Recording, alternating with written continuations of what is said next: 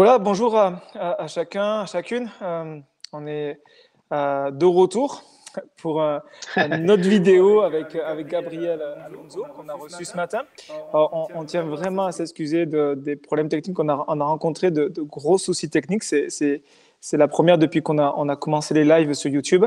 Donc, ce qui fait que, désolé parce que vous êtes connectés, mais il n'y a plus de vidéo, mais l'enregistrement audio sera disponible très prochainement. Donc, pour faire une séance de rattrapage, entre guillemets, même si on va poursuivre ce qui a été partagé ce matin, on a pensé le faire en mode interview. Donc, puisque j'ai suivi la prédication, j'ai eu cette grâce de pouvoir suivre avec la vidéo la prédication de Gabriel. Donc, on va revenir sur ça en mode interview. On échangeait ce matin, on dit, bon, on va faire un moment de partage aussi, puisque ce qui a été dit quand même était très, très important. Donc, c'était important pour nous de dire, bon, on va persévérer, on ne va pas laisser les problèmes techniques nous empêcher ou étouffer la parole de Dieu, la voix prophétique. Donc, on veut aussi, par cette vidéo, que vous puissiez être au bénéfice de cet enseignement pour que, en fait, on puisse rentrer dans ce que Dieu a prévu et dans la saison dans laquelle on vit. Je pense que c'est important qu'on puisse avoir ces moments. Donc, on est content d'avoir Gabriel de nouveau Ouais, je suis pour, euh, content d'être avec vous, ouais, vraiment. pour partager encore avec toi.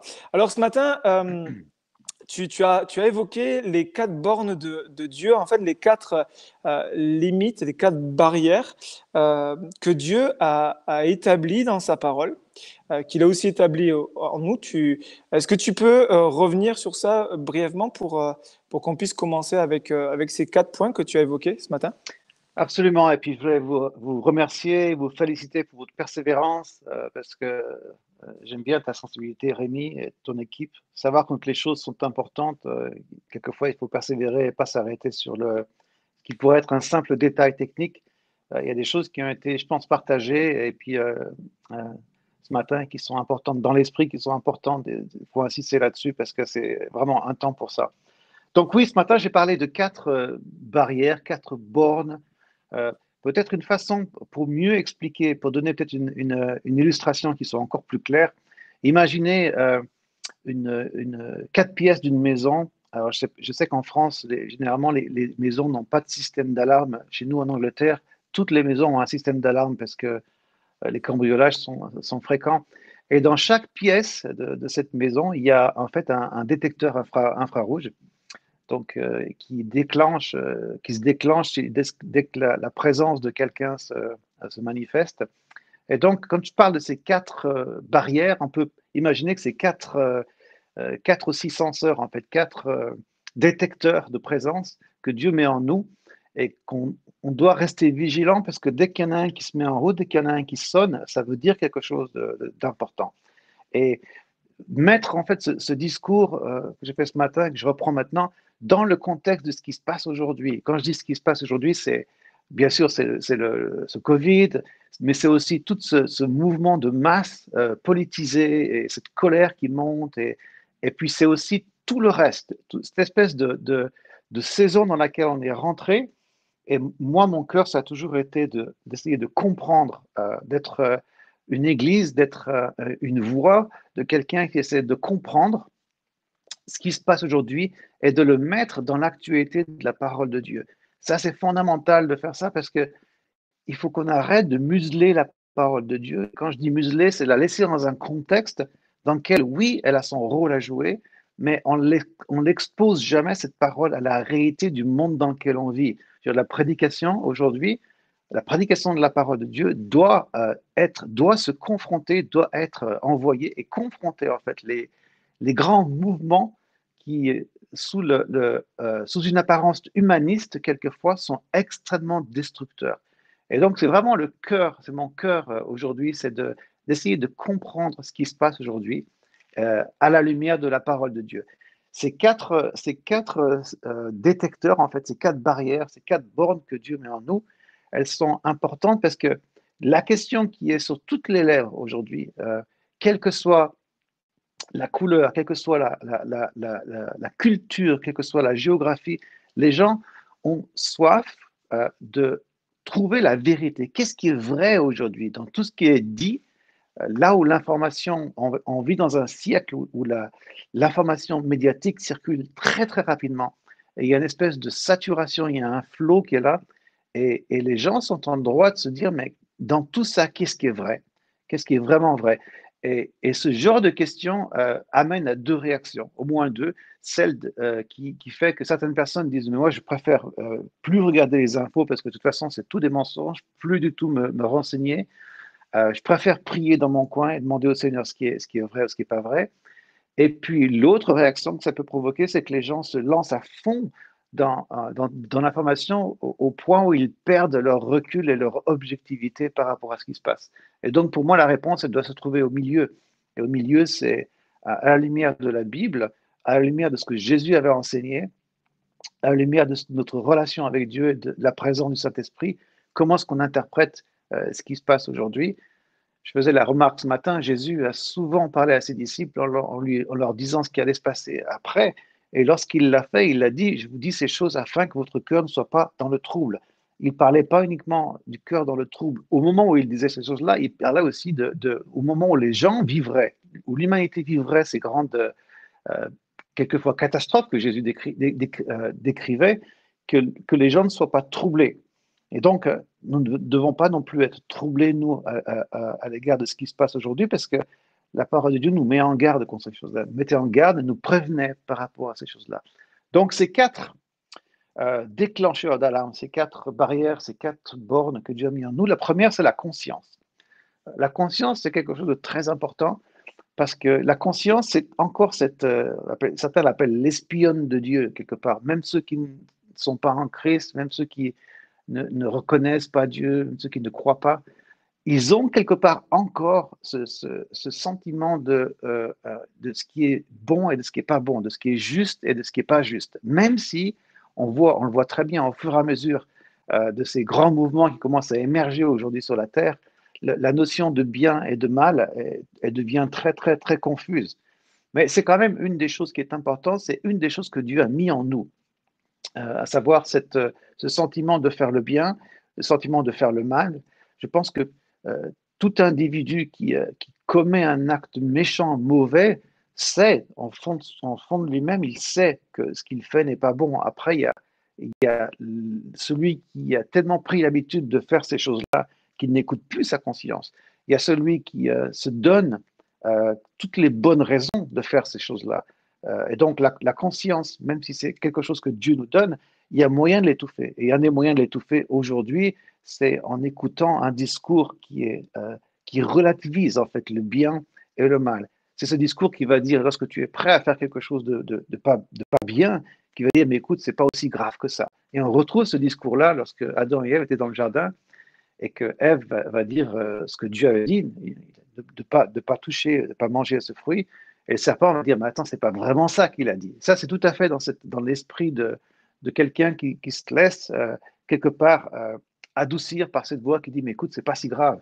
Donc la conscience est un déclencheur, est un système d'alarme que Dieu a mis en nous, mais malheureusement, à force d'écouter les mauvaises voix, et puis on vit dans un monde aujourd'hui qui est très tourné vers la psychologie de l'individu, vers le fait de chercher le bien-être. Donc, l'individu sera toujours flatté quelque part, à vouloir chercher ce bien-être, à vouloir être bien, bien avec les autres, bien avec soi-même, déculpabiliser, etc.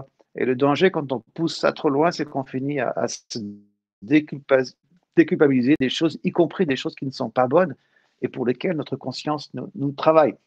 Donc la conscience, tu m'arrêtes quand tu veux, hein, Rémi, hein, si tu as besoin de quoi que ce soit, tu m'arrêtes. Ouais, ouais, pas Ouais. de souci. OK. Pas de souci. La deuxième, en fait, le deuxième système d'alarme que Dieu a mis en nous, c'est la famille, en fait. La famille, c'est quand même, hein, on dit, c'est vraiment l'idée de Dieu. Et c'est dans la famille, les choses sont partagées. Peut-être que dans les cultures, moi je suis d'origine espagnole, c'est encore plus vrai dans les cultures méditerranéennes, dans le sud, où le repas, par exemple, en famille, ce sont des temps où les choses sont l'ordre du jour et autour de la table, les gens discutent, les gens règlent leurs comptes, etc. Et la famille, c'est important. La famille est un lieu dans lequel l'enfant grandit, il s'épanouit, il pose des questions, il apprend cette notion de bien et du pas bien, et du mauvais, du mal. Et la famille est attaquée aujourd'hui. La famille est attaquée. Aujourd'hui, on donne à la famille une configuration différente. Là, on dit, mais pourquoi, en fait, pourquoi est-ce qu'on devrait avoir un père et une mère? La famille, ça peut être aussi deux pères, deux mères. Bon, c'est pas à moi de juger, loin de moi l'idée de juger. Et je sais que je connais des gens qui sont dans certaines situations qui trouvent certaines fois douloureuses, d'autres qui sont convaincus de ce qu'ils font. Et mon rôle à moi, c'est pas de juger, mon rôle, c'est de dire les choses telles que la Bible, qui pour moi est la vérité inhérente de Dieu, est une parole inspirée de Dieu, de dire ce que la Bible décrit. Et donc, parce qu'on a cette fracture dans cette famille qui est attaquée, aujourd'hui, on sent que les individus commencent à grandir, en fait, à être éduqués dans une toute autre, un autre sentiment de ce qui est vrai, de ce qui n'est pas vrai, de ce qui est juste, de ce qui n'est pas juste. Mais au départ, c'est quand même une cellule, la famille, dans laquelle on doit trouver le réconfort, on doit trouver la paix, on doit trouver le partage, la discussion, où on verse nos larmes, où on trouve la consolation aussi. Et je pense à ces enfants qui ont été privés d'école pendant longtemps, avec ce Covid, qui n'ont pas pu voir leurs camarades. Et certains, certainement, posent la question aux parents, mais qu'est-ce qui se passe? Pourquoi il y a tout ça? Ou qui regardent la télévision, qui voient ces manifestations, ces gens qui cassent tout dans les rues, cette colère qui monte, l'autorité, la police qui est bafouée, qui est rejetée, qui n'est pas acceptée. Les enfants sont en droit, quelque part, et je pense que c'est un signe de bonne santé dans la famille, sont en droit de poser la question en disant, mais pourquoi, papa, maman, pourquoi est-ce qu'on voit ces choses-là? Euh, et la famille, ça doit être un endroit, et c'est un endroit que Dieu a pourvu, ça doit être un endroit où l'enfant peut demander et doit en fait demander, doit sentir en fait qu'il est suffisamment protégé, il est dans un contexte suffisamment protecteur, mais en même temps un endroit qui est un peu un laboratoire pour lui, où il apprend des choses et là où il peut poser des questions. Donc la famille étant attaquée, énormément attaquée à cause de positions qui sont, à mon sens, contraires à la souveraineté de Dieu. Quand Dieu parle et qu'il compare un couple, en fait, à l'époux à l'épouse, à l'Église, en fait, et le Christ, en fait, l'époux et l'épouse, c'est pas par hasard. Il y a quand même quelque chose d'extrêmement mystérieux, va dire Paul, extrêmement sacré dans ces choses-là.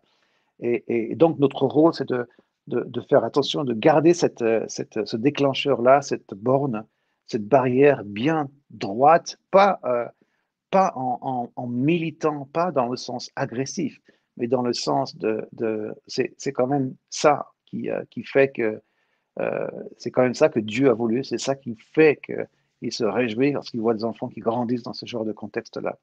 Donc cette deuxième barrière est importante. La troisième, ce troisième déclencheur, c'est le gouvernement, qui n'est pas là pour uniquement servir le côté social, la sécurité sociale de l'individu, s'occuper de sa retraite, etc. Le gouvernement, c'est important de comprendre une chose, c'est que encore une fois, selon les textes, et Paul en parle très clairement, il parle du gouvernement comme étant quelque chose que Dieu a installé. Donc, quand on voit aujourd'hui, on ne peut pas ne pas faire le lien entre ce qui se passe aujourd'hui, lorsqu'on voit par exemple des gens qui défilent dans la rue, qui cassent tout, qui veulent désarmer la police, qui veulent en fait en finir avec la police, qui se dressent contre les gouvernements. Alors, je ne dis pas que nos gouvernements sont parfaits, on le sait, loin de là, mais on est quand même en droit au moins de se poser la question. Si la Bible est vraie, et si la Bible me dit que ces gouvernements-là sont installés, sont mis là par Dieu, me dresser contre cette autorité-là, parce que c'est ça en fait le nerf de la guerre, c'est qu'on se dresse contre l'autorité, c'est pas contre un gouvernement. Et on va revenir à ça plus tard. Donc se dresser contre ce gouvernement-là que Dieu a mis en place pour nous, c'est se dresser quelque part contre l'autorité et la souveraineté de Dieu. Encore une fois, le gouvernement n'est pas parfait, mais s'il a été installé par Dieu, c'est qu'il y a moyen de garder un regard de respect mission de prière à l'égard du gouvernement. Paul en parle et l'apôtre Paul, il en parle dans un contexte où il y avait cette occupation romaine, où le peuple était quand même sous une autorité qui avait de main de fer, quoi. C'était très dur en particulier pour les chrétiens, mais c'était très dur pour n'importe quel citoyen de l'époque. Mais il en parle en soumission. On voit aussi Jésus, dans son ministère terrestre, sous l'occupation romaine, n'a jamais en fait suscité l'idée qu'il fallait se dresser contre le gouvernement. On n'a jamais dit, au contraire, il va dire l'opposé, il va dire rendez à César ce qui est à César, par exemple. Pourtant, on retrouve un peuple, et notamment les disciples que Jésus choisit, certains collecteurs d'impôts, ils étaient à fond baignés dedans, quoi. Et donc on trouve une société qui est extrêmement ralentie, alourdie par cette main pesante de l'Empire romain. Certains ont pensé, même certains parmi les disciples, ont pensé que Jésus était celui qui allait libérer par la force de cette occupation romaine. Ce que je trouve intéressant, c'est que jamais, jamais Jésus ne se dressait, jamais il n'a insinué que la voie d'or, la voie d'excellence, serait de se dresser politiquement contre ce gouvernement et pour le renverser afin d'installer le royaume de Dieu. Et ça, c'est important comme nuance, c'est très important comme nuance, parce que on pourrait être tenté, d'ailleurs on va le voir quand on parlera de la quatrième borne, on pourrait être tenté de penser que c'est dans ce sens-là qu'il faut avancer, c'est dans l'instauration du royaume de Dieu, dans le fait de forcer ce royaume qu'est la solution. Je trouve intéressant que Jésus n'a jamais proposé ça et au contraire a essayé de protéger à tout prix ses disciples de ce type d'idées, en fait, de protéger de cette tentation de se dresser contre le gouvernement, pas parce qu'il avait peur des représailles, mais parce que sa voie, à lui, le chemin du Christ, passe par autre chose, c'est autre chose. Il va même dire, mon gouvernement n'est pas de ce monde. Donc en fait, il dit, ne cherchez pas à réparer ce gouvernement, c'est chercher à être le sel et la lumière dans ce monde et puis laisser Dieu agir, quoi. Donc ce gouvernement, c'est important. C'est important qu'on se pose tous la question et je pense qu'on est tous plus ou moins défiés par cela. Pour certains, c'est très dur. On a vu, par exemple, en France, moi j'ai des amis qui étaient complètement convaincus par certains mouvements qu'on a vu se dérouler en France ces dernières années. Et encore une fois, loin de porter un jugement sur eux, ma question pour chacun d'entre nous, c'est est-ce que nous restons quand même dans cet état d'esprit, dans ce cœur de soumission quand même à quelque chose que Dieu a établi. Alors, si ce qui a été établi n'est pas parfait, je pense qu'on a toute l'autorité pour aller retourner vers Dieu et lui dire, écoute, voilà, peut-être que c'est clair que c'est toi qui as établi cette autorité-là. Maintenant, regarde ce qu'elle fait et on prie pour que tu fasses quelque chose, pour que tu changes quelque chose.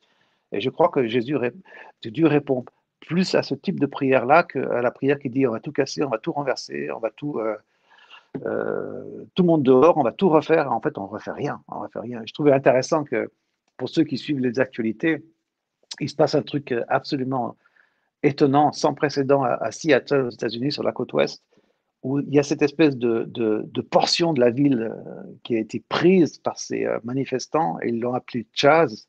Et à partir de là, ils mettent des panneaux. Maintenant, vous rentrez dans le Chaz, vous quittez les États-Unis. Ces gens-là veulent plus de police. Ils veulent que la police soit complètement, totalement désarmée. Ce que je trouve intéressant, c'est que eux ont créé un groupe qui en fait joue exactement le rôle de la police avec des armes. Donc c'est pour dire à quel point il y a un manque de rationnel dans ce qui se passe et à quel point il y a quand même quelque chose qui dépasse notre entendement. Et donc, cette porte, ce capteur du gouvernement est très, très important. Et enfin, le quatrième, et celui qui me tient le plus à cœur, qu'on aurait pu citer au départ, hein, le fait de les mettre en fait, dans cet ordre-là, c'est juste pour la convenience du discours, mais le quatrième, c'est l'Église. L'Église et sa vocation, c'est d'être le sel, la lumière. Alors c'est vrai que dans l'état actuel des choses, et même quelquefois, moi, je sens un petit peu ça. Je me dis, mais qu'est-ce que c'est prétentieux, en fait, de penser qu'on est le sel et qu'on a toutes les réponses. Qu'est-ce que c'est arrogant. Et effectivement, certaines fois, c'est arrogant quand on rencontre des chrétiens qui ne sont jamais impliqués dans quoi que ce soit à l'égard du discours qu'on développe cet après-midi, qui ne prient pas pour ça, qui sont désintéressés par ça. Puis après, ils arrivent sur la scène et ils disent, mais... Euh, nous sommes le sel et la lumière du monde, quoi. si c'est le cas, il faut qu'on aille aussi là où ça pue, excusez-moi, mais là où les choses commencent à pourrir pour justement apporter une forme de désinfection. Le sel est important. Le sel, lorsqu'il a été découvert et lorsque ses propriétés de purification étaient découvertes, ça a ouvert les portes du marché et du marchandage où enfin on pouvait transporter la viande des milliers de kilomètres en la conservant parce qu'on l'avait complètement salée. Et donc, c'est une image très, très forte d'un produit en fait qui est là pour conserver, qui est là pour purifier. Et Jésus est très clair quand il dit ça, quand il dit qu'on est le seul, il a cette idée en tête qu'on est là pour désinfecter là où il y a infection, qu'on est là pour purifier là où il y a putréfaction, qu'on est là pour assainir là où il y a maladie, etc. Et après, il dit quelque chose de très fort. Il dit, si le sel perd de sa propriété, de sa vocation, si je puis dire, il n'est bon pour rien, il est plus bon qu'à être jeté. Et ça, à mon sens, c'est un avertissement en fait à l'Église, aux chrétiens, à l'Église, de faire attention, de toujours garder cette propriété en fait de purifier, de conserver. Et donc, la raison pour laquelle en fait je dis ça, et pour la raison pour laquelle c'est important aujourd'hui, c'est que barrière que Dieu a mis en nous, c'est évident que l'Église aujourd'hui est en train de se fracturer. Il y a une fracture sans précédent qui se passe dans l'Église aujourd'hui. Et on a besoin de veiller à ce qui se passe. Ce qui est en train de se passer, c'est que il y a toute une frange de plus en plus importante de l'Église évangélique qui commence à rentrer dans un évangile progressiste. Un évangile progressiste. C'est-à-dire que l'idée du progrès n'est pas mauvaise. On a tous besoin de progresser. Il y a une différence entre progresser dans notre compréhension de l'évangile, des textes de la Bible, ou l'idée que ces idées-là bibliques, ces fondements qui progressent. C'est deux choses complètement différentes. Si les fondements progressent, si les vérités bibliques progressent, ça veut dire qu'au moment où elles ont été annoncées, elles n'étaient pas définitives. Ça veut dire que l'expiation du Christ n'est pas définitive. C'est-à-dire que la croix n'était pas définitive. Ça veut dire que la conversion n'est pas définitive. C'est-à-dire que la mort, la résurrection n'était pas définitive. Et donc, on est dans un cas de figure où les choses que l'on a appris, on a besoin de les déconstruire pour les reconstruire à nouveau. Et ça, c'est extrêmement dangereux.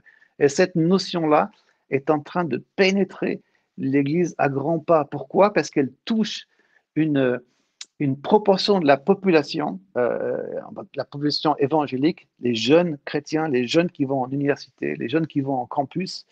Et cette idée, cette pensée du besoin de déconstruire pour reconstruire une parole qui est aujourd'hui qu'on comprend mieux, parce qu'on a plus de recul, parce qu'on a progressé dans notre entendement, ça c'est très, très, très, très grave. Et en fait, ce qui a déclenché ces choses-là, c'est plein de choses.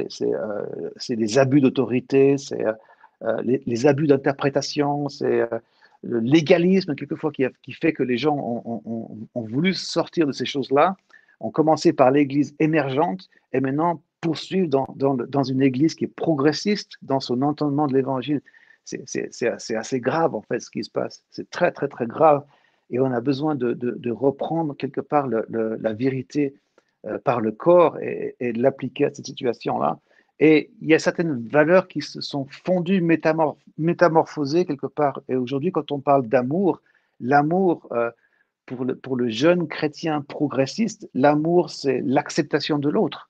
L'amour n'a jamais été l'acceptation de l'autre. C'est une idée qui, peut-être une bonne idée, mais c'est plus une idée sociale qu'une idée spirituelle. L'amour, c'est vouloir que l'autre soit celui que Dieu a voulu qu'il soit, même si on a besoin de lui dire des choses qui sont pas faciles à entendre. Mais l'acceptation de l'autre, la tolérance, être tolérant aujourd'hui, c'est pas un signe d'amour. Quand les gens me posent la question, ils me disent, mais comment est-ce que tu peux dire ça? Tu n'as pas d'amour, quoi. Je dis, mais non, mais c'est justement parce que j'ai de l'amour que je dis ces choses-là. Si quelqu'un est malade, qu'il a un cancer, et que l'hôpital, et que les médecins, les oncologistes, etc., le reçoivent en disant, écoutez, on va s'occuper de vous, on va vous mettre dans un lit bien chaud, on va vous donner une bonne couverture, on va venir, on va mettre de la musique, on va s'occuper de vous, on va vous parler d'amour, on va vous encourager, et vous allez voir, ça va bien se passer. Cet individu-là va mourir, va mourir. Et puis l'autre cas de figure, c'est OK, venez, installez-vous, on va vous guérir. Ça veut dire que vous allez passer par la chimio, ça va faire du mal, mais ça va vers la guérison.